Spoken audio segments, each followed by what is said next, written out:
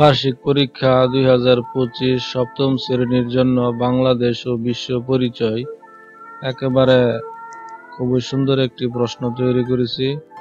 ইনশাল্লাহ এই প্রশ্নটি ফলো করলে খুবই ভালো মার্ক পাবে আশা করি। প্রথমত দেখা যায় 30টি অবজেক্টিভ থাকবে, যার প্রতিটি মান থাকবে 1। যেমন প্রথমত লিখেছি, বর্তমানে বাংলাদেশে জনসংখ্যার ঘনত্ব কত? উত্তর হলো 119 জন। আচ্ছা, 2 নম্বরে, মালদ্বীপে প্রতি বর্গ কিলোমিটারেতে কতজন লোক বাস করে? উত্তর হলো 728 জন। 3 নম্বর, 1974 সালে বাংলাদেশের হার কত ছিল জনসংখ্যার বৃদ্ধি? উত্তর হলো 2.48%, 48%।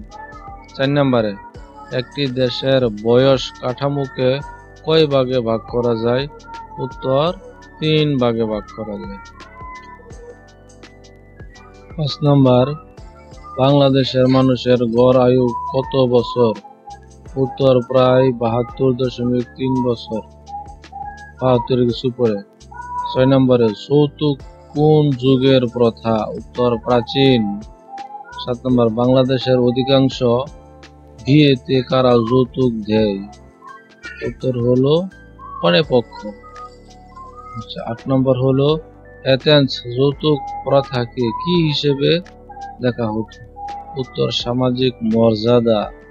9 নম্বর, বিবাহিত নারীর প্রতি অত্যাচার ও সহিংসতার মূল কারণ কি? উত্তর সহায়তাকারীদের শান্তির আওতায় আনতে। 10 নম্বর, বাংলাদেশের সমাজ জীবনে যৌতুক প্রথা বিস্তৃতির প্রধান কারণ হিসেবে তুমি নিচের কোনটি চিহ্নিত করবে? উত্তর হইল, এখানে 4টি আছে, দারিদ্র্য। 11 নম্বর, বিশ্ববিদ্যালয়ের শিক্ষকদের অবসরের বয়সসীমা কত হয়েছে? কত ধরা হয়? 65। 12 নম্বর বলতেছে, বয়স্ক ভাতা পেতে হলে পুরুষদের ক্ষেত্রে সর্বনিম্ন বয়স কত হতে হবে? উত্তর হলো 65। 13 নম্বর, এক সময় প্রবীণরা কার জন্য অনেক কিছু করেছে? উত্তর হলো পরিবার ও সমাজ। 14 নম্বর, প্রবীণরা কি দিয়ে আমাদের সাহায্য করতে পারে? উত্তর জ্ঞান ও অভিজ্ঞতা। 15 নম্বর, কোন সংগঠন প্রবীণ দিবস ঘোষণা করেছে? উত্তর হলো জাতিসংঘ। 16 নম্বর, আমাদের দেশে এক সময়ে পরিবারগুলো কেমন ছিল? একান্নবর্তী। 17 নম্বর, আমাদের নিকটতম প্রতিবেশী কোনটি? 4টি থাকবে, এর মধ্যে 1 নম্বর থাকবে, যেটি উত্তর হবে ভারত। 18, প্রশাসনিক দিক দিয়ে চীনের প্রদেশ কয়টি? উত্তর 22টি। 19 নম্বর, অজন্তা পর্বত গুহার চিত্রকর্ম এশিয়ার কোন দেশে অবস্থিত? উত্তর ভারত। ভারতের শতকরা কত ভাগ লোক গ্রামে বাস করে? 80 ভাগ। ভারতের শতকরা কত ভাগ লোক কৃষিজীবী? 70 ভাগ। 22 নম্বর বলতে, শিল্পে বিশ্বের শীর্ষস্থানে রয়েছে কোন দেশ? উত্তর জাপান। এভাবে আপনি দেখবেন তোমাদের জন্য 30টি অবজেক্টিভ এখানে নিয়ে আসছি। ইনশাল্লাহ একটু খেয়াল করে নেবে, অনেকটাই কাজে লাগবে। তারপরে দিয়েছি সংক্ষিপ্ত প্রশ্ন। তোমাদের 10টি সংক্ষিপ্ত প্রশ্নের উত্তর দিতে হবে। প্রশ্নে থাকবে 15টি, প্রতিটি প্রশ্নের মান হবে 2 করে, অর্থাৎ 10টিতে 20 নাম্বার পাবে। আচ্ছা, 1 নম্বরে দিয়েছি কি, একটি দেশের উন্নয়নের প্রধান শক্তি কি? সংক্ষেপে লেখা। খুবই ছোট করে উত্তর দিয়েছি এটি। 2 নম্বর দিয়েছি, শিশু মৃত্যুর 3টি কারণ লিখ। একদম ছোট করে দিয়েছি। 3 নম্বরে, যৌতুক বলতে কি বোঝায়? এই ছোট একদম উত্তর। 4 নম্বরে, বাল্য বিবাহ বলতে কি বোঝায়? একেবারে ছোট উত্তর। 5 নম্বরে, অধিকার বলতে কি বোঝায়? এই হলো উত্তর। 6 নম্বরে, প্রবীণদের জন্য সরকার কর্তৃক 3টি কার্যক্রমের নাম লিখ। এই হলো উত্তর 1, 2, 3। 7 নম্বরে আন্তর্জাতিক সহযোগিতা বলতে কি বোঝায়? এই হলো উত্তর।